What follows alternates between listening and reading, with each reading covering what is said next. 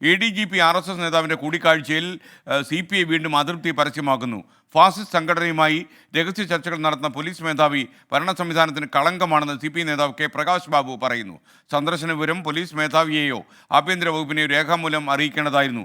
Party മുഖപത്രമായ ജനയുഗത്തിൽ എഴുതിയ ലേഖനത്തിലാണ് K. Prakash ബാബുവിൻ്റെ വിമർശനം. MG പ്രതീഷ് ആയിരുന്നു തിരുവനന്തപുരത്ത് നിന്ന്. പറയൂ പ്രതീഷ്.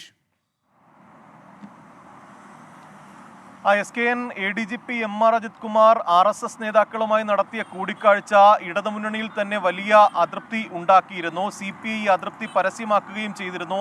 ഈ ഘട്ടത്തിൽ മുഖ്യമന്ത്രി ഇത് അന്വേഷിക്കാമെന്നൊരു ഉറപ്പ് CPI നേതാക്കൾക്ക് നൽകിയതുമാണ്. പക്ഷേ അതിൽ തുടർ നടപടി ഉണ്ടായിട്ടില്ല. ഇതിന് പിന്നാലെയാണ് അതൃപ്തി വീണ്ടും പരസ്യമാക്കി CPI രംഗത്ത് വന്നിരിക്കുന്നത്. CPI മുഖപത്രമായ ജനയുഗത്തിലാണ് K. പ്രകാശ് ബാബുവിൻ്റെ വിമർശനം. ഈ ഫാസിസ്റ്റ് സംഘടനകളുമായി കൂടിക്കാഴ്ച നടത്തുന്ന പോലീസ് മേധാവി ഈ ഭരണ സംവിധാനത്തിനും ഇടതുപക്ഷത്തിനും കളങ്കം എന്നതാണ് CPI നേതാവിൻ്റെ വിമർശനം. ഈ കൂടിക്കാഴ്ച വ്യക്തിപരമാണോ അല്ലെങ്കിൽ ഔദ്യോഗികമാണോ എന്ന് വെളിപ്പെടുത്താൻ ഉദ്യോഗസ്ഥൻ തയ്യാറാകണം.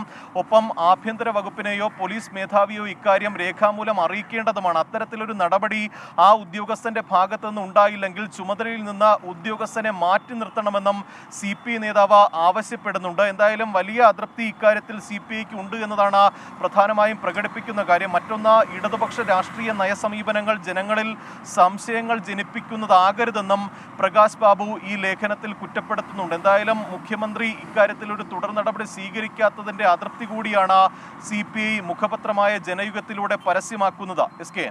പ്രതീക്ഷ, രേണുക സുബ്രൻ്റെ യൂട്യൂബ് സന്ദേശം വായിച്ചപ്പോൾ ഒരു ചെറിയ പിശക് പറ്റി. കാര്യം വലിയ ദൈർഘ്യമുള്ള സന്ദേശങ്ങൾ നമ്മൾ ചുരുക്കി വായിക്കാൻ പറ്റിയതാണ്.